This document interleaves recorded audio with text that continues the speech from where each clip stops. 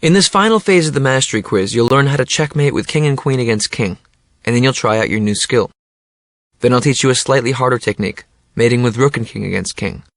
Once you pass these tests, you'll have graduated to the next phase of the academy. These final two exercises will focus on the principles of corralling the enemy king. You can't just run straight at him.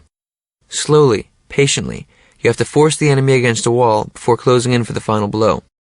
This is a slightly more sophisticated way of thinking about chess, but you're ready for the challenge. Here we go.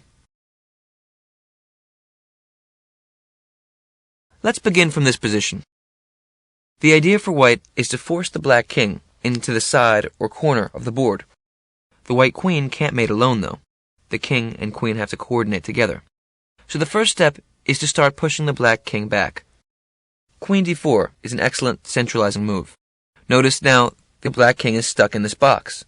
The d file and fourth rank are closed off, so he has to stay over here. Let's say black plays king f5. Now white should bring the king into the game. King g2. He plays king e6. Black will do anything he can to stay away from the side of the board. Now I can bring the king into the game again. King f3.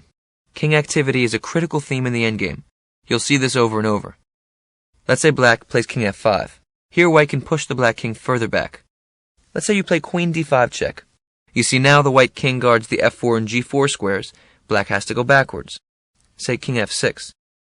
Now what you do is bring the king into the game once more. King f4. Black has to make a decision. He plays king g6. Now white can move the queen. Play queen e6 check. Now black, you see, is pushed closer and closer towards one side or another of the board. If black plays king h5, then white has a number of options, one of which is the quiet move. For example, queen d6. You see the queen cuts off the sixth rank, and then after king h4, there's checkmate with queen h6 mate. If black plays king back to g7, then the white king can come further into the game, king g5. We're pushing the black king back. Let's say black plays king h7 here. Here's a tricky one. If white plays queen f7 check, forcing the black king into the corner after king h8, because notice the white king guards the h6 square, after king h8 you might want to bring the king into the game, but that would be a terrible mistake. After king g6 or king h6, the black king is stalemated. Don't fall into this trick. So queen f7 actually wasn't the best move, but if you played it, it's no problem. Now you can just bring the queen back to e7, waste a move.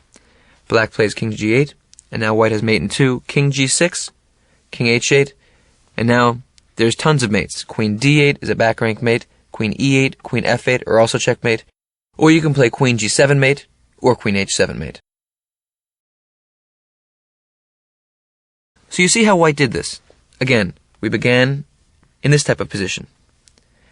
No matter where the black king is, white's pattern will be to slowly but surely push the king to the edge of the board. Then the king and the queen combine. Remember, the basic themes you want to keep in mind. First of all, prevent the king from escaping. Remember, after queen d4, the black king, like in this position, is in a box. Then the king runs away towards the side of the board because he has nowhere else to go. Then you bring the king into the game. King activity is a critical theme in all endgames, especially when you're forcing mate, with king and queen or king and rook against king.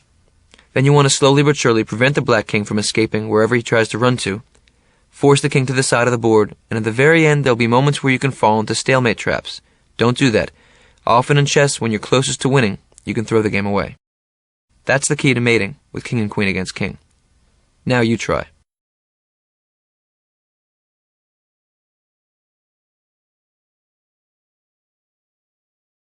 Congratulations! You passed the first test. You know how to mate with king and queen against king. Now this one's going to be a little bit harder.